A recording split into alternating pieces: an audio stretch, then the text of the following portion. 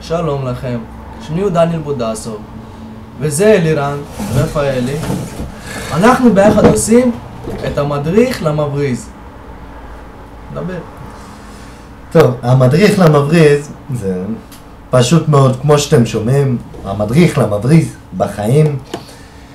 כל דבר, צבא, בית ספר, חברה, עבודה, כל דבר שיש, מי שיש לו בעיה שיפנה אלינו. למשל, הקטע הראשון, מה תעשה שהברזת מבית ספר? כן אחי. אנחנו עכשיו מחכים, אני המורה ואתה התלמיד. זה בקטע הראשון. אוקיי. הבנת? כן, כן. יאללה.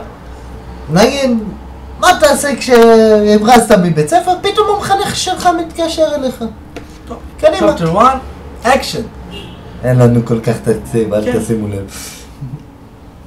תתחיל. לך לאחור.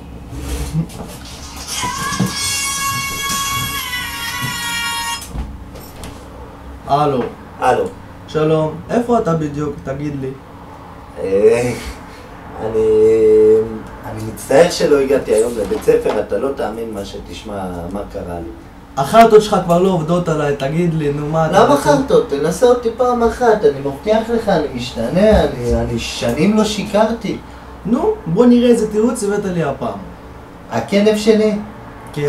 אני הורדתי אותו למטה בבוקר, ואיך שהורדתי אותו הוא ברח לי ודרסה אותו מסעית, ואחרי שדרסה אותו מסעית עבר עליו טרקטורון.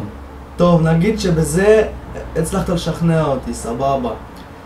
איפה השיעורי בית שלך? למה כל המורים באים ואומרים שאתה לא עושה שיעורי בית? זה לא מקובל עליי, אנחנו קיבלנו אותך יש כאילו... איך להסביר לך? על תנאי שאתה לומד אצלנו ומכין שיעורי בית. תסביר, איפה השיעורי בית? למה אתה עכשיו זה? לא בבית ספר, איפה אתה בדיוק נמצא עכשיו? תבוא לבית ספר. אני כרגע בלוויה של הכלב שלי.